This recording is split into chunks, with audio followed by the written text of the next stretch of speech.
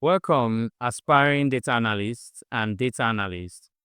In this class, we'll be discussing Power Pivot in Excel. We will also be looking at over 10 certification-ready DAX formulas. We'll be delving into time intelligence from beginner to advanced. We'll also be looking at tips that will help you perform your data analysis expression. So sit tight. Find the practice dataset in the description below. Remember to watch till the end patiently so you don't get to miss any tip. Remember to subscribe, like this video, and share as well. Let's get into this. Welcome to Lab 1. Our objective in this lab will be to enable Power Pivot and import CSV files into Excel's data model.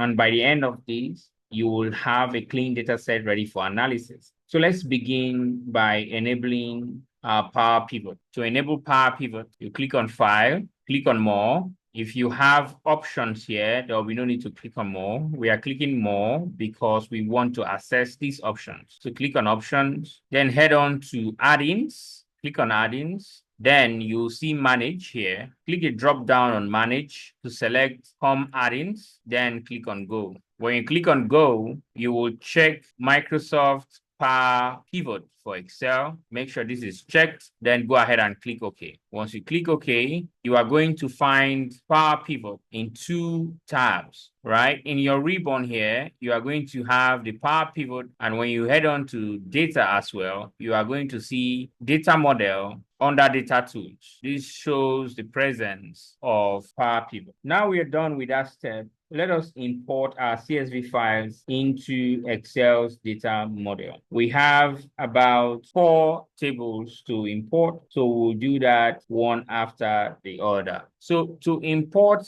data into our data model, we have to take into consideration the state or how our data is saved at the moment. Our data is saved as comma delimited files, CSV files. So we will go to Data tab, we'll go to Get Data. Since our data is saved in form of a file, we'll say from File, then our data is currently saved as a CSV file, right? So click on CSV. When we click there, we locate the folder where we saved our data set. So we have them in this folder. So let's begin with, say, the sales table. So you click on the sales table, then click on import. We will have to take these to Power Query to transform our data.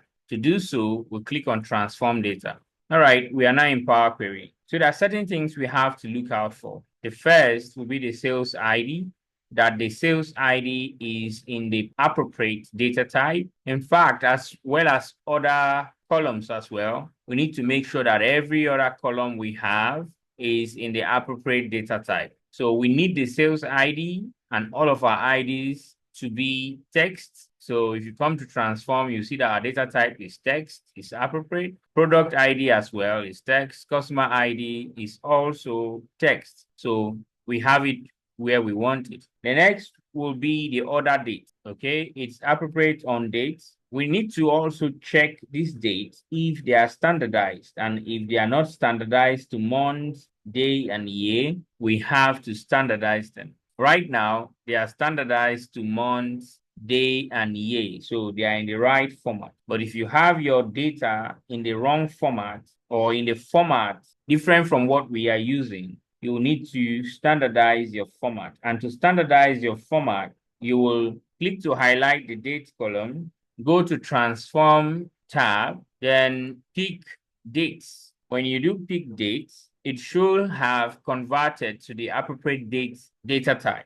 If your dates are ambiguous, let's say you have day, month, and year, you right-click on this column, click on Change Type, then you select Using Local. So here, you select the data type, so it will be dates. Then you can use this English United States. So here you can see the sample values. You have the month, the day, and the year. So this will force your dates to be standardized to the month, day, and year format. So you click OK. So since everything here is good, we will need to load this data to our data model. So we'll go to home, click the drop down on close and load, and say close and load to. Here, we want to only create a connection. So we'll click on only create connection and ensure to check add this data to the data model. Okay. Once we click OK, this adds our table to the data model while creating just the connection. Okay, so we'll click OK, and you can see our connection is being created. So we have our connections created. We can head on to Power Pivot and go to Manage. We will see our table that we imported. This is our sales table. So I'll be importing the other tables. Then we will go to marking the dates table. Okay. While importing this customer table, we discovered that our first column wasn't used as a header. You can see we have column 1, column 2, column 3, instead of column 1 being customer ID, column 2 being customer name, and column 3 being city. So if you experience this, you don't have anything to worry. Just click on transform to head on to Power Query. Then in Power Query, we can indicate that we want to use our first row as headers, okay? Under your home tab in Power Query, under transform, you can see that we have use first row as headers, okay? So you can click on that. You see immediately it used the first row as the headers. So let's close and load this to our data model. So click the drop down on close and load. Click on close and load to, as we did the first table. Let's create only a connection and add this table to our data model, and we click OK. So we have successfully done that. The last table to be added will be our dates table. So let us import that table. Import. So let's take this to Power Query and see if they are in the right format. So here we have dates. Okay, the date is in the dates data type, which is fine, and we have it at month, day, and year. Is good. All others are good to go. So let's load this to our data model. Only create a connection, add this to the data model, then click OK. All right, now that we have successfully imported our 4 tables into our data model, let's head on to our data model to see what we have. We click on Power Pivot, click on Manage. So in the data view here, you can see that we have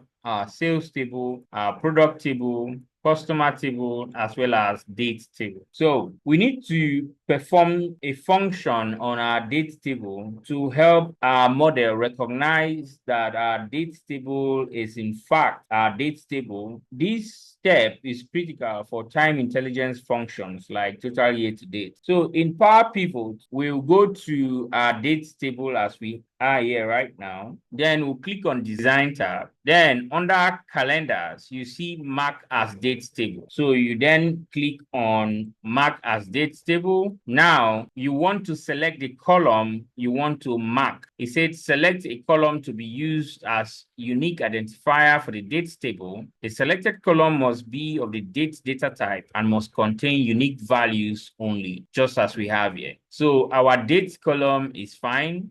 You can see you have to select the dates column, then click OK. So now that we have done that, we have successfully marked the dates table. Now, let us verify our data model, okay? And we can do that by coming to the Home tab. Let's look at our diagram view. Now, in the diagram view, we can see our 4 tables, right? We can have a single view of our 4 tables. You can also look at the data set you have in those tables by clicking on the data view, see what we have under the sales, product, customer, and dates. So let's head on to lab 2, where we build our star schema. The objective of this lab will be to learn how to structure your data into star schema, which is the gold standard for business intelligence. And by the end of this lab, you will connect facts and dimension tables for fast and accurate analysis. So what is a star schema? So a star schema organizes data into 2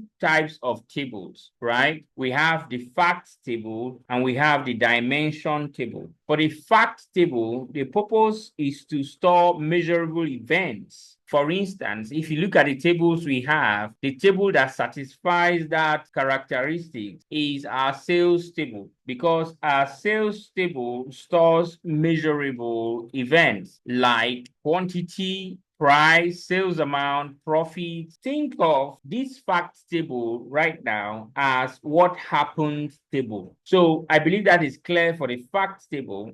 Let's head on to what the dimension tables are. The purpose of the dimension table is to describe who, what, where, or when about the facts. So you can see we have the who here as the customer table. This who describes the fact, that is to say who purchased what. The product table describes the what. Then the date table describes the when did the customer purchase what product at what price in the fact table. Now let's look at a step-by-step guide on how you can build your star schema. Now the first step is to identify your facts table, which we have identified as a sales table. Then the second will be to identify your dimension tables, which we have identified as the customer, product, and date table. Now, after that, we will have to prepare our relationship. Now, let us create our relationship by linking facts to dimensions, okay? Now, we are in the diagram view, and it's in this diagram view you can create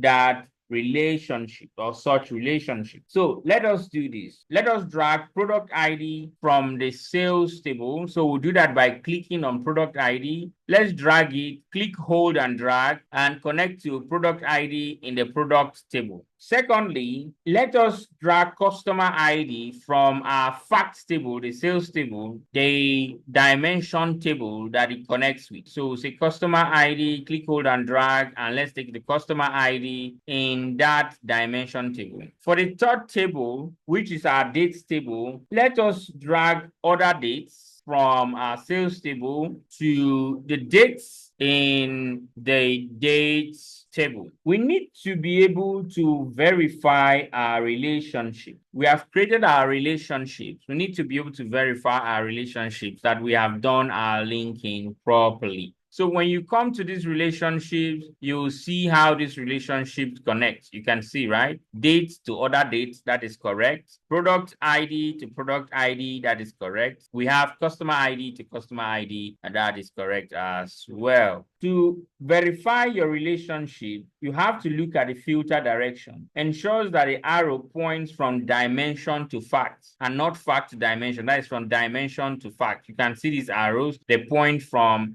the dimension table to the fact table. You can see, right? Now, to avoid common pitfalls, no bidirectional filters. Power Pivot defaults to single directional, so keep it that way. Secondly, we have to flatten snowflake schemas. That is to say, we merge all attribution into a single product table instead of having the product itself, the categories in a different table, and the departments if we had departments in our product table into separate tables. Now let's head on to lab 3, where we'll be discussing DAX Essentials. The objective of this lab will be to learn core DAX concepts and to write 10 plus critical measures for business intelligence. And by the end of this lab, you will understand filter context, calculate, and how to avoid common DAX pitfalls. Before we go into writing DAX, let's understand some context. And we'll be looking at the filter context, which I term the lens for your data. So let's head on to our data view. We will insert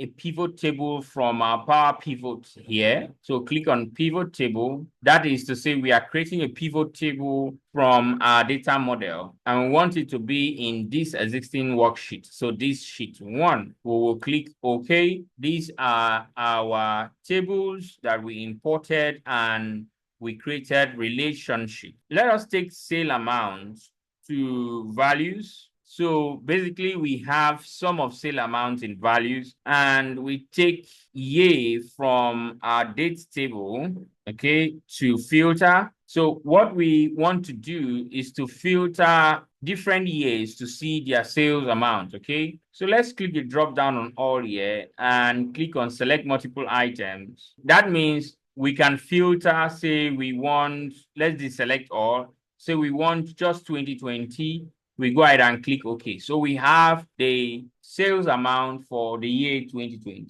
So that is filter context. Imagine you are wearing glasses that only lets you see specific parts of your data. In this example, you filter a pivot table to show 2020 sales. That is, your glasses only shows 2020 sales, right? If you insert another slicer now on the products table, let us pick products category into the slicer. Here, we can easily select electronics. Let's select electronics and click OK. So what we are doing right now is that we changed our lens to look at 2020 specifically and electronics specifically as well. So this filter context updates to focus only on what we have filtered. So DAX formulas automatically respect these filters. For example, if you write a DAX formula, let's go to Power Pivot, then click the drop down on measures and say new measures. So we want to enter a new measure called total sales. Mind you,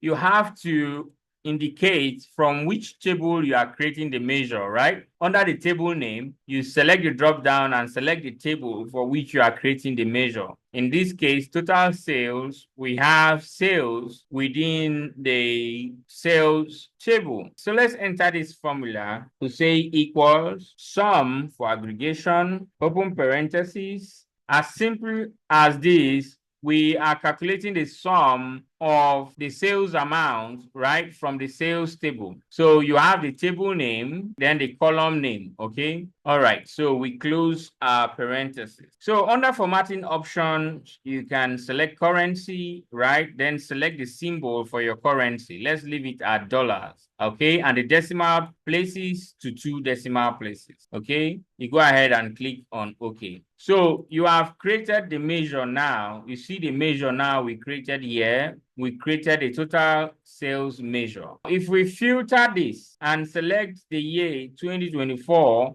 and click OK, you will see the DAX formulas respect these filters. So that is what I was trying to point out. You see here, the total sale amount here is the same with the total sales measures that we created. So let's look at the function calculate and how that function is the rule changer. The calculate function lets you temporarily override or modify the filter context. Think of it as swapping your glasses to see different parts of the data. For example, you want to see 2023 sales even when the pivot table is filtered to 2024. Let us write the DAX measure to use the function calculate and see how that works. So we'll go to Power Pivot and we'll say measures, click on new measures. We still want to calculate the measures from our sales table, and we'll call this now, say, sales in 2023, okay? Let's enter the formula. We'll say calculate, open parentheses. Let's enter the expression, which is to calculate the sum of our sales amounts from our sales table, right? We close that parenthesis and say comma. Now we have to enter the filter. The filter is going to be yay, that is equal to, let's have it this way now. We'll say from our sales table, we have yay. So now, what is the filter? The filter will be equal to 2023. We close our parenthesis. So you can determine what the formatting will be. We still want to calculate sales amount, right? So let's pick currency and leave it at this and click OK. We have calculated that measure.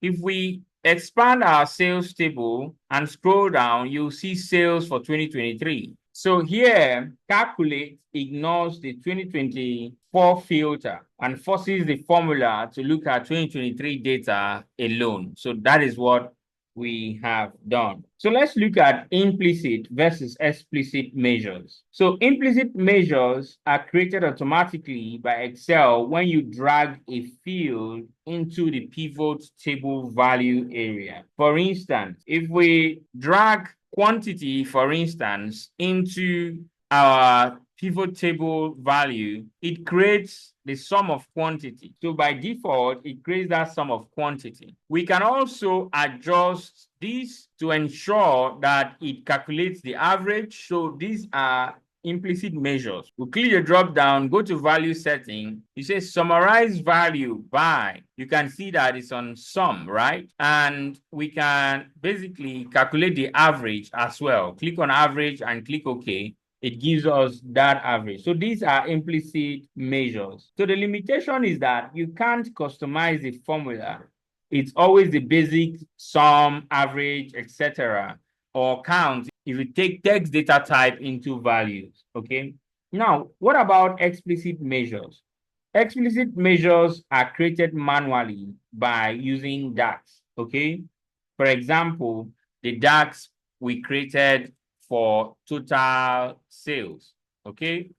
So the advantage of explicit measures includes explicit measures are reusable across reports. They are customizable. That is, you can add logic for discount or taxes, for instance.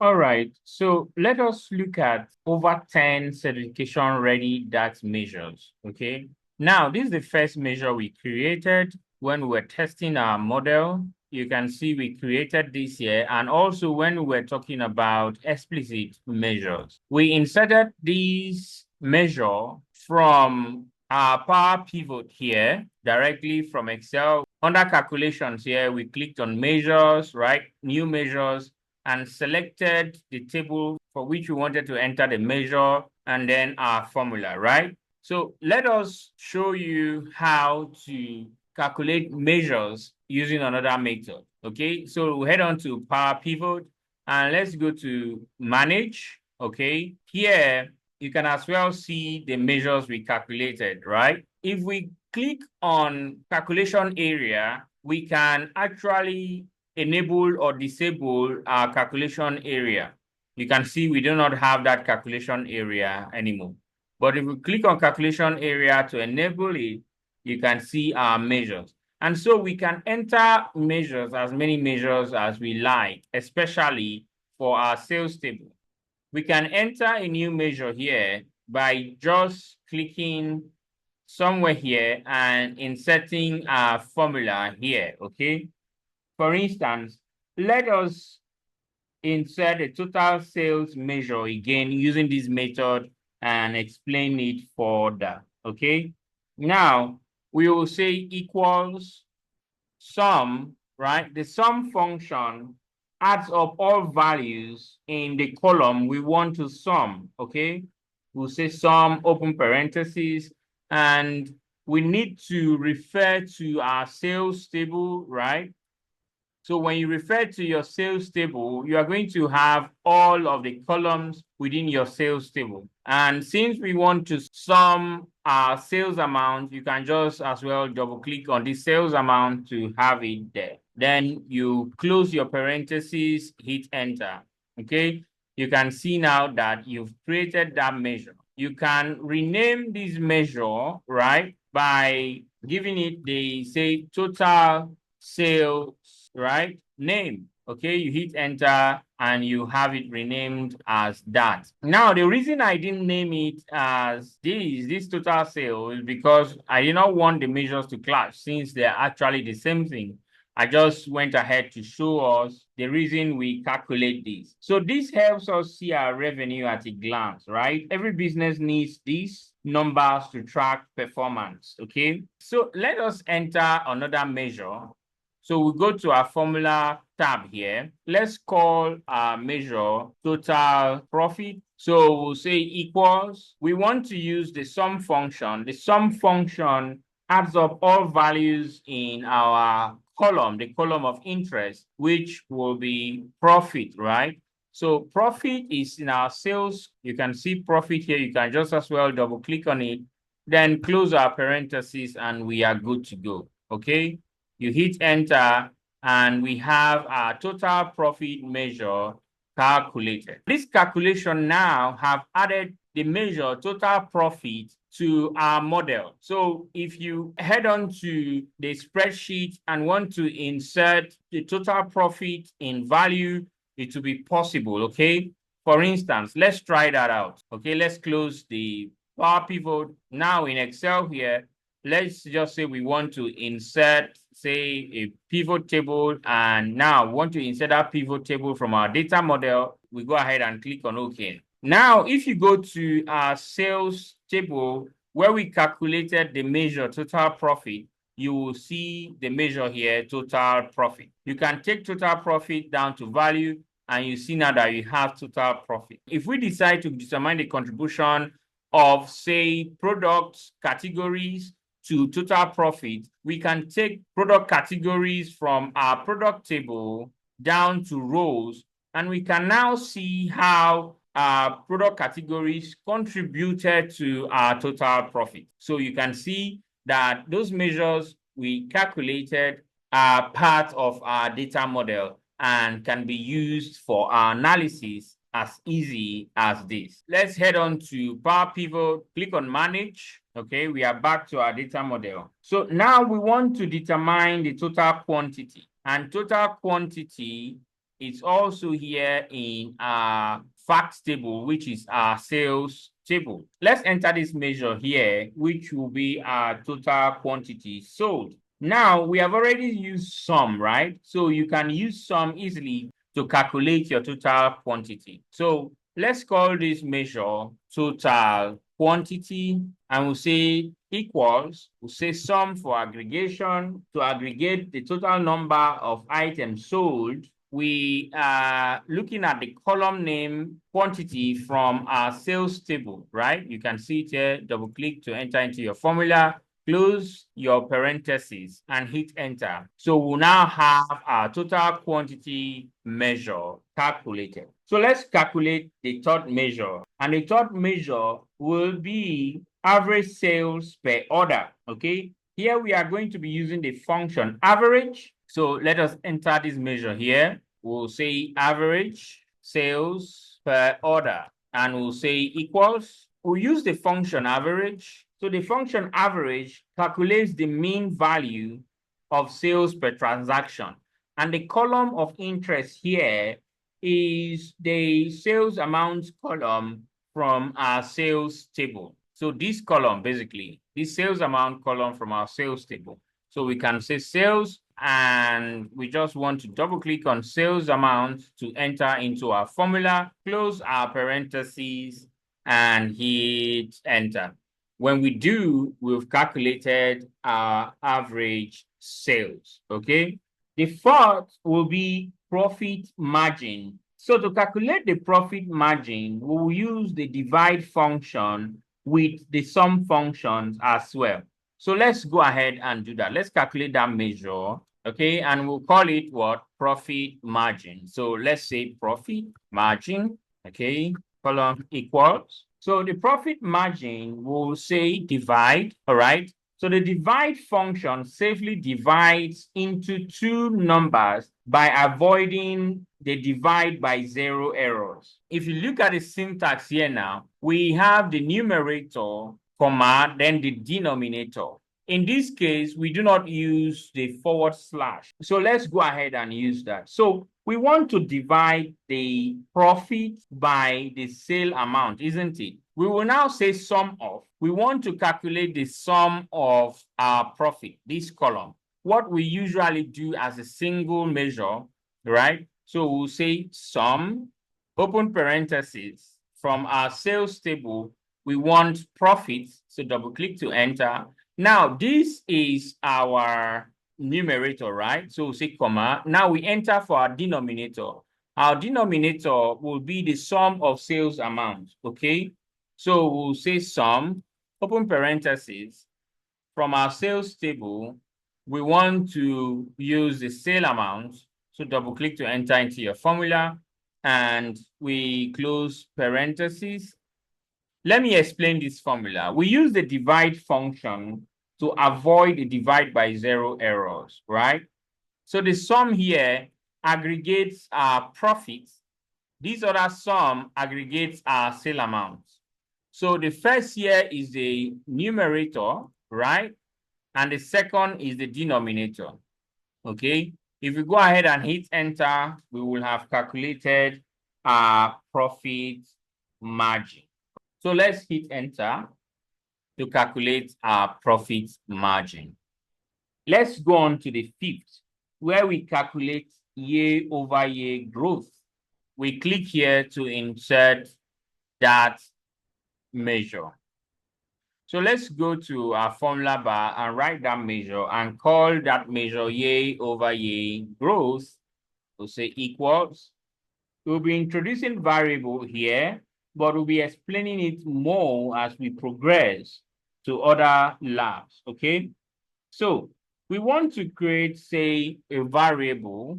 We'll write it as var, right? So the variable here stores temporary values. In this case, we want to store value in the variable current year sale. So say var current year sale.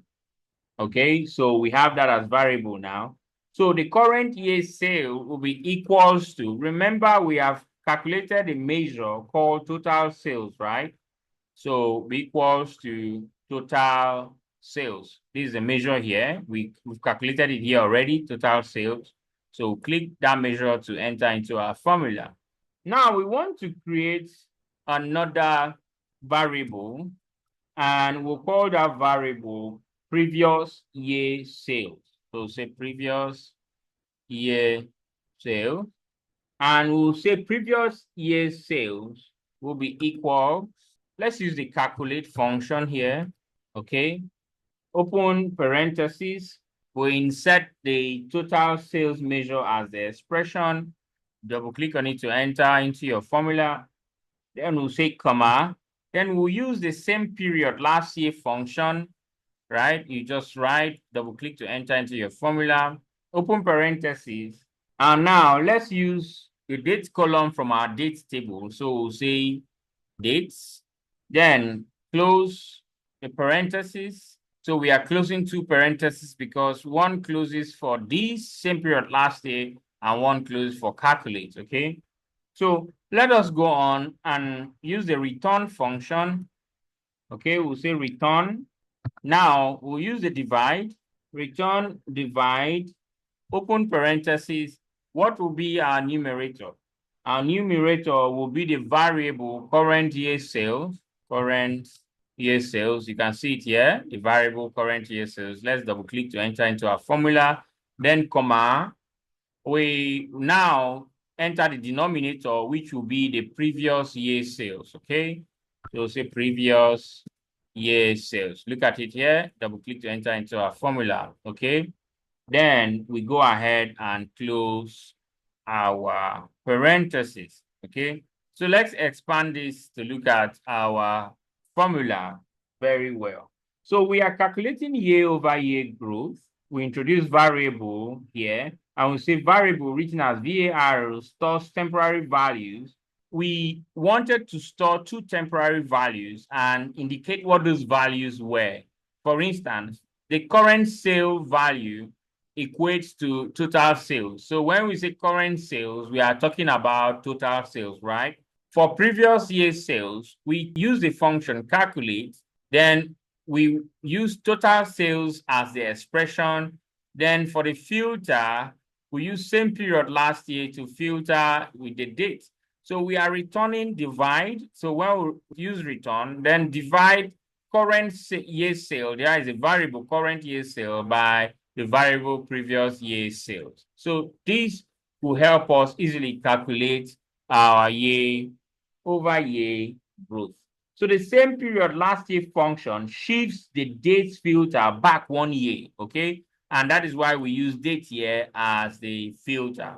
This function here shifts the date filter back 1 year, okay? So in case you are asking, why do we have to calculate year-over-year growth? We calculate that to answer the question, are we growing compared to last year? for instance, by what percent did sales grow this year? So we can go ahead and hit enter. Once we hit enter, we have successfully calculated our year-over-year growth. You can see that here by hovering over year-over-year growth. Okay. Now, that is the fifth. Let us calculate the sixth, which is running total. That is calculating cumulative sales. Let's go on and enter the measure here. We'll call that measure cumulative sales equals. So we'll say calculate, open parentheses. Now let's enter the expression. We have already calculated total sales. So let's use total sales as the expression here. So we'll open square brackets. When we open square brackets, everything we have listed are measures that we have created. All right, from average quantity, average sales, and so on and so forth. So we look at this, we just created year-over-year growth. So we are interested in total sales. So double click to enter into your formula. And let's say comma. So we want to use filter now, the function filter. So, and the function filter creates table of dates with the current date in context. Okay. So say filter, open parentheses, and we'll say all selected. Okay, let's use the all selected function.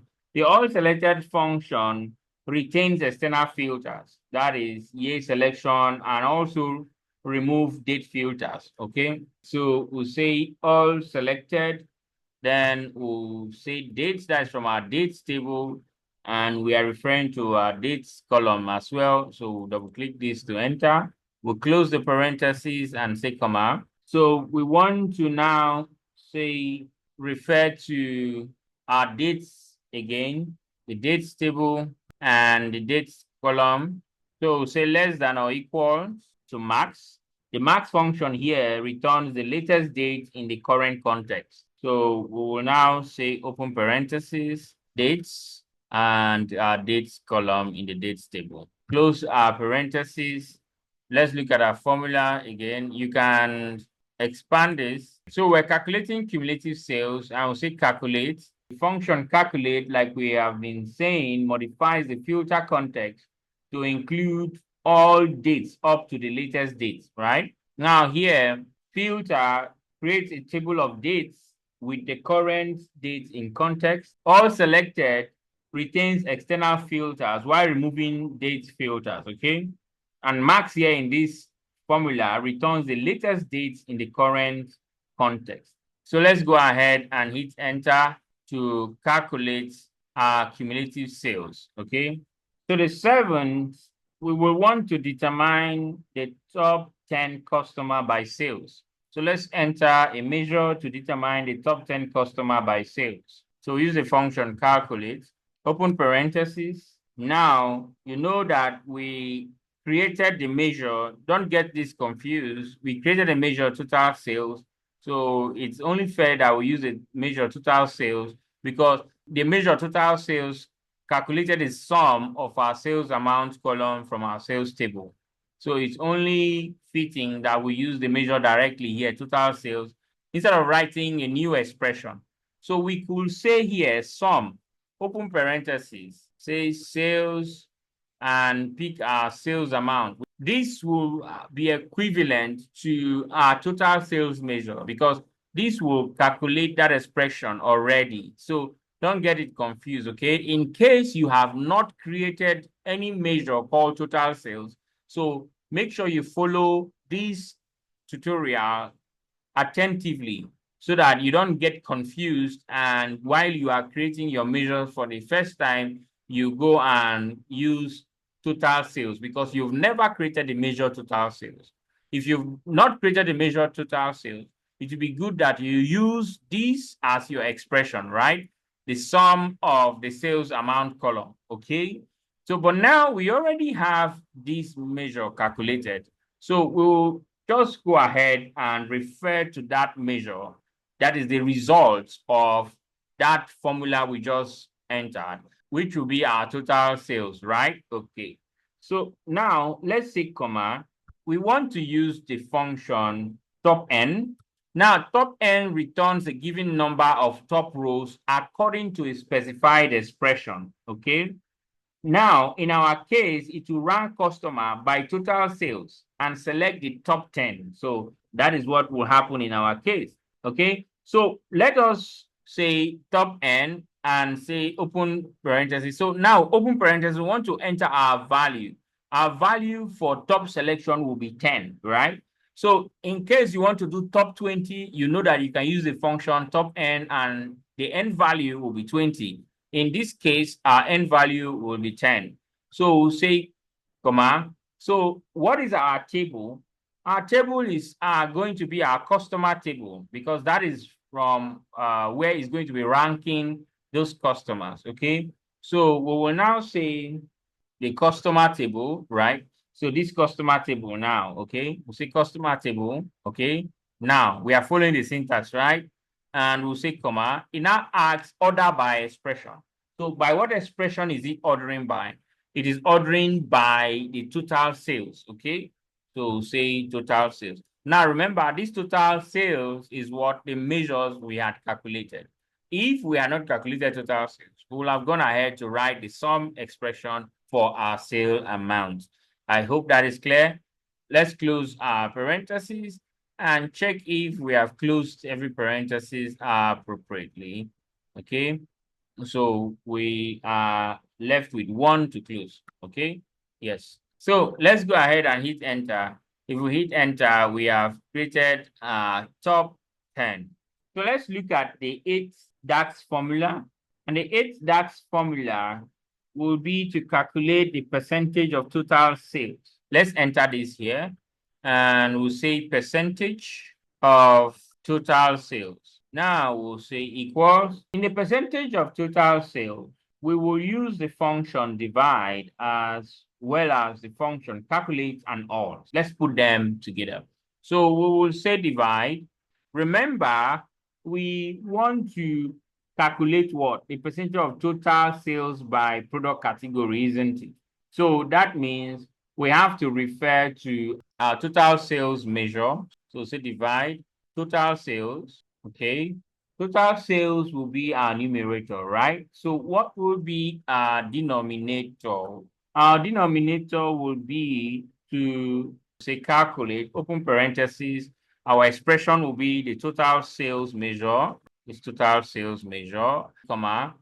So as we've entered the expression and say comma, we will use the all function now, which ignores any filters applied to the product table. So we'll say all, open parentheses. Remember, here we have to put a product table because our goal was to do what? Calculate the total percentage of sales by product category. So our product table will be fitting here. Okay, so let's double click to insert that, then close our parentheses and close the second parenthesis. Okay, when we hit enter, we have calculated our percentage of total sales. Okay, if you have any question, feel free to comment your question and we'll get answers to you. So this is intended to educate you, and that is why we are going gradually explaining the concept and context. So it is not a trick video.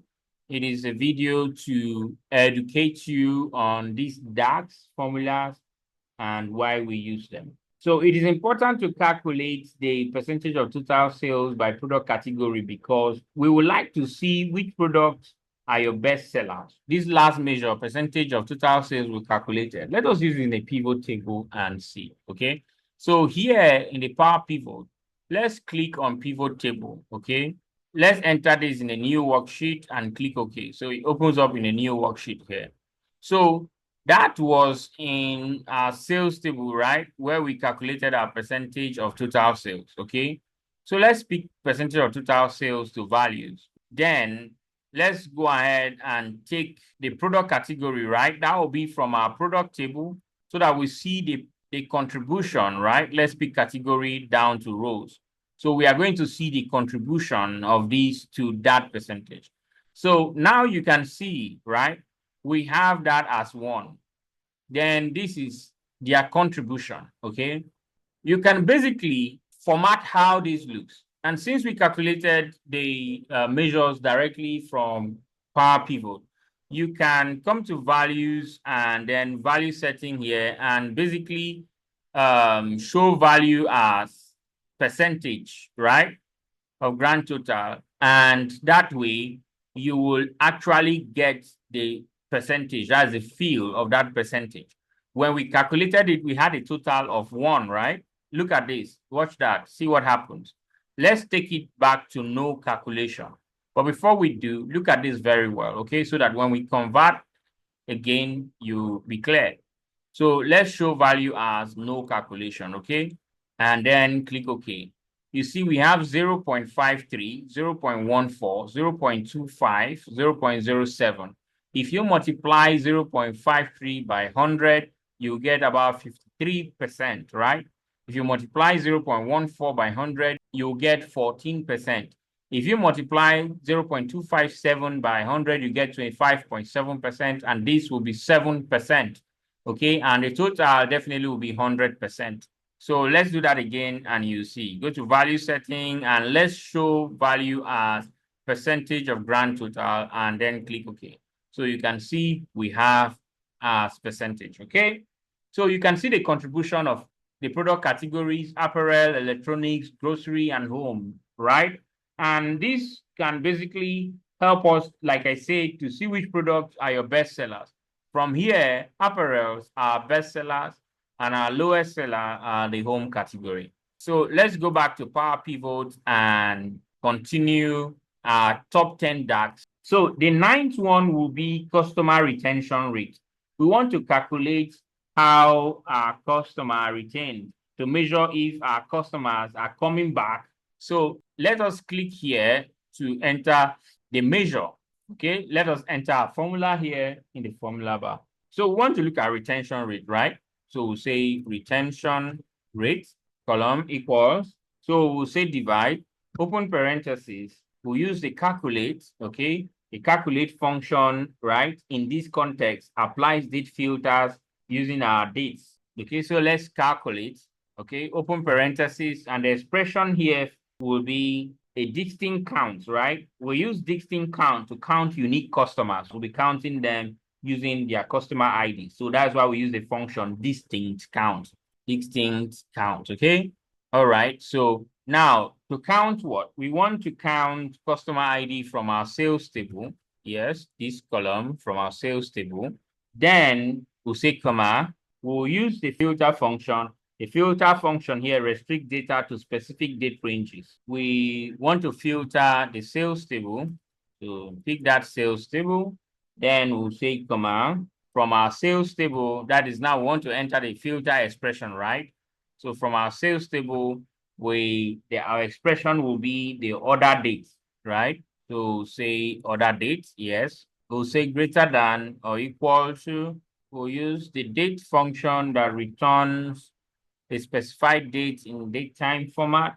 We'll open parentheses, then enter the date in this format. That is to say we are looking at customer retention between 2022 and 2023, right? So we'll enter, say 2023, we'll say comma, the month will be January, comma, the day will be first day. Okay, we'll close our parentheses. So now we have 1, 2, 3 to close. So say 1, 2, 3. We are now writing for the 2022 dates. We enter comma, we'll say calculate, open parentheses. We are going to use distinct count exactly the same. So we can just as well just copy these. What is changing is the dates, okay? So let's paste this here and change this to 2022. All right, so let's look at our formula again. So we are calculating our customer retention rate. So we basically will say divide, and when entering formulas, be mindful of the expression you enter. When you understand the syntax and how you write your expressions, you don't have any problem.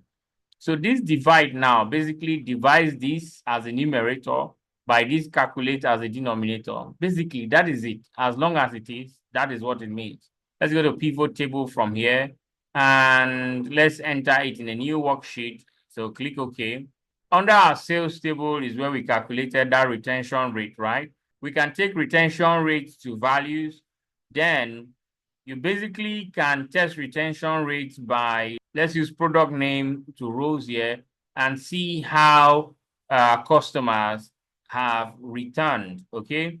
So let's pick product category here and test this retention rate. Remember, it's a rate, and this is calculated with a total of 1, like we did earlier, right? So you can present these as calculation. You can double click on here. Also, to get show value as, right now it's set to no calculation. Let's calculate the percentage of grand total and click OK. So you are basically going to see our actual retention rate in percentage this way. So grocery have higher percentage return rates, and apparel and home, then electronics the last. So that is how you can also use that measure retention rate in your pivot table.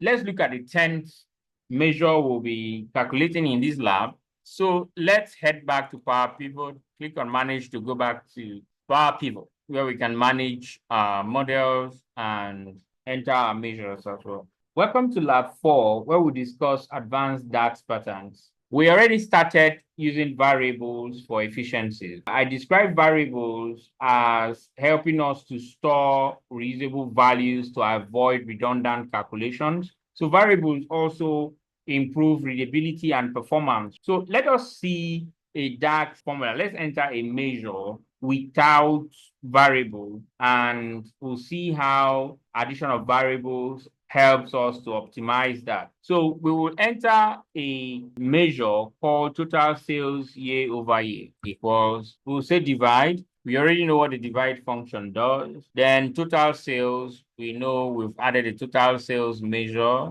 Then we'll say minus calculate. Okay, we'll use the calculate function here. Open parentheses, the total sales measure, comma, then we'll say same period last year. Remember what the same period last year function does. Open parentheses, and then dates column from our dates table. Let's close these two parentheses. So say comma to enter our denominator. So we'll now say calculate, open parentheses, total sales. This total sales is a measure, remember? So say comma, same period last year, right? Let's double click to enter into our formula.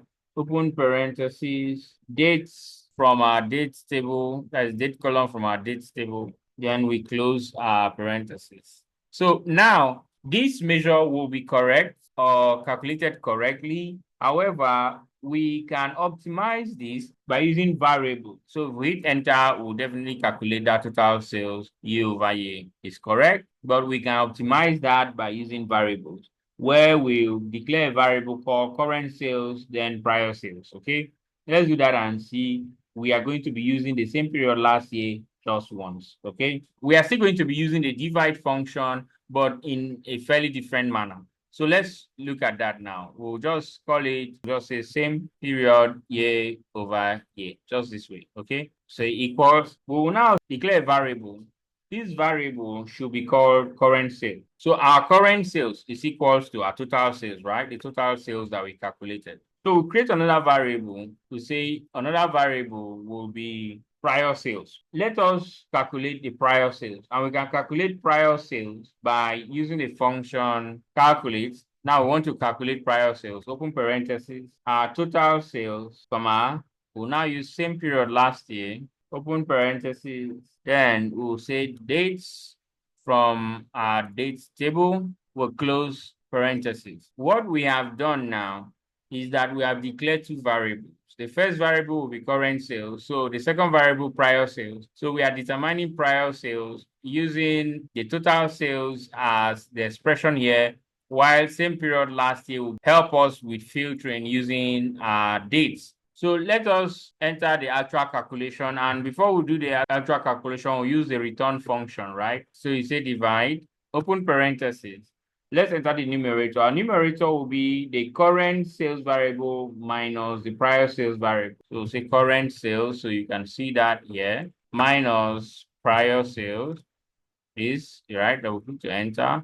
So we'll say comma. So the value we'll have here will be our numerator, right? So let's enter our denominator. Our denominator will now be prior sales. Double click to enter. Close parentheses.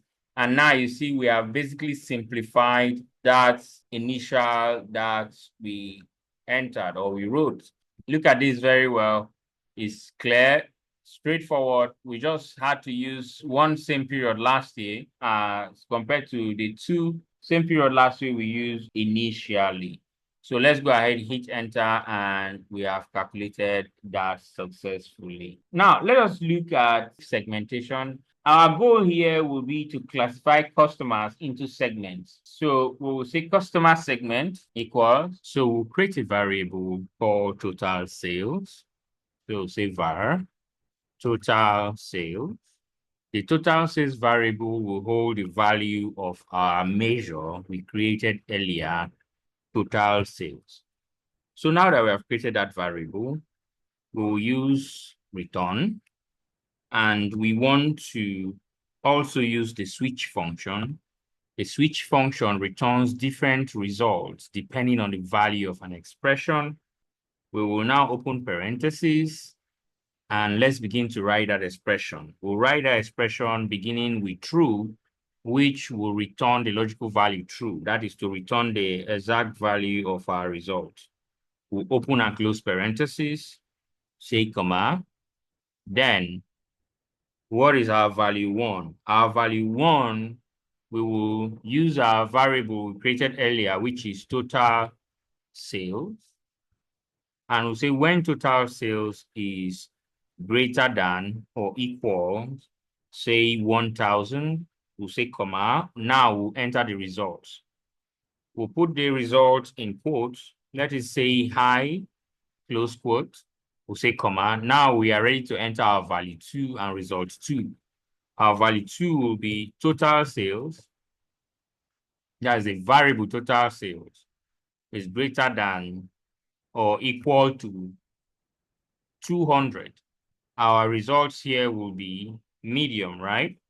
In quotes. We'll say comma. Now we want to enter for the value 3. So, but now, since we have done this, we've entered for value 1 and result 1, value 2 and result 2. If we enter just low in quotes, right, and close the quote, that will be good for us because see what happens here. If total sales is greater than or equal to 1,000, it's going to return high. If total sales is greater than or equal to 200, it's going to return medium. If not, it's going to return low. So that is what this means. So we will go ahead now and close our parentheses. And with our parentheses closed, we are done with this calculation, okay? So if we hit enter, we have successfully created that customer segment measure, okay? Let's put the customer segment measure to a test in our pivot table. Let's click on pivot table here. Okay, let's get this into a new worksheet. Then in our sales table, we are going to see our customer segments here, right? Let's move our customer segment to value. Okay, so we have to give it labels, right? So we can go to our customer table. In our customer table, we can use customer ID or customer name if you like. So let's use customer ID. So you can see which customer is segmented as high and which customer is segmented as medium and which is segmented as low. And remember, this is based on the total sales, right? The amount which each customer had spent. So that is how this segmentation came about. So let us continue by calculating month-over-month growth. We had initially calculated year-over-year growth, and we can classify that into time intelligence. So let us calculate month-over-month growth. So we are going to enter the measure called sales month-over-month growth equals, since we had discussed about variables, so you see that's why we are using variables now to make our formulas optimized. So say variable we want to create a variable called current month sales. And that variable current month sales, we hold our total sales measure. The second variable will be previous month sales, and previous month sales will hold a variable, say equals calculate, open parentheses. Our expression will be from our total sales. So comma, let us enter the filter, which will be aided by the function previous month. Remember when we use the previous year, right? Okay, so here we say previous month, open parentheses, and let us refer to our date column from our date table. We can safely calculate these time intelligence functions because we marked our date table correctly. So let us go ahead now and close this. That is for calculate as well as for the dates, right? So we'll say comma. So we'll say return. And mind you, see that we use return when we use variable, right? So we'll say divide, okay? And divide now, we'll say open parentheses. Now I want to divide using these variables, okay? So we'll now say current month sales minus previous month sales, comma. Our results from this operation will be the numerator. Now let's enter the denominator.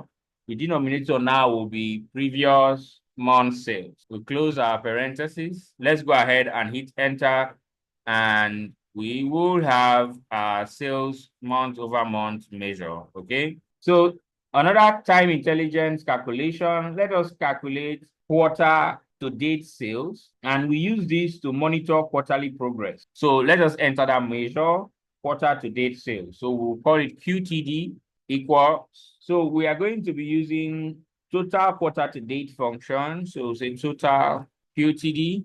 This function evaluates the specified expression over the interval, which begins on the first day of the quarter and ends on the last day of the specified date column after applying specified field. We now open parentheses. Let's enter our expression. Our expression can be this. So let me write this to say sum, open parentheses, and we are looking at our sales table, and in our sales table, we are looking at sales amount. Remember, I said this expression you see like this is exactly the same as we say total sales. This expression is the same as total sales. So if I use total sales here, it will be correct because total sales was calculated from our sales table using this expression, okay? So if we take these out and just say total sales, which is our measure, it will be right for that expression. So we'll say comma. Now let us enter the date. The date in our case here will be in our dates column in the dates table, right? So let's say dates. So you see it here. Let's pick this. Then we go ahead and close our parentheses. Okay, when we close our parentheses, we hit enter. We have calculated that. Now, let us calculate rolling 12-month average. The rolling 12-month average is to smooth out seasonal spikes and see long-term trends, okay? So let us add that measure. We'll say, call that measure rolling 12-month average equals, we'll use the function average x. The average x will help us calculate the arithmetic mean of a set of expression evaluated over a table. And the x is very important there because the x is what adds the expression. For instance, if we take the x, this just returns the arithmetic mean of numbers in a column. That's different. So let's add the x to allow us add an expression. So the expression here will be dates in period, be helped by that function dates in period. And the dates in period returns the dates from a given period, right? So open parentheses, and let's enter the dates. We'll be referring to the dates column in our dates table, right? So say comma, let's enter the start date, okay? The start dates will also be helped by or assisted by the function last dates, okay? So last dates now will also be pointing to our dates column in our dates table. We'll close the parentheses, say comma, say minus 12. That is the number of intervals now, right? Then comma, then let's enter the interval. The interval will be in months. So we'll close parentheses now. From this syntax, we have satisfied the table. So let's say comma to go on to the expression. The expression now we will use is the total sales expression. And we know the total sales measure is as saying sum, open parentheses, sales, that's the sales amount column from our sales table, close parentheses, and now close parentheses for our average. So this is equal to just say total measures in square brackets. So let's hit enter, and we have calculated that rolling 12-month average. Thank you for staying with us till the end. If you found this video helpful, do well to like, subscribe, and share to help many others learn as well. Our mission is to ensure that you can get quality educational content regarding data analytics, emotional intelligence, and workplace growth. Thank you. See you in our next video.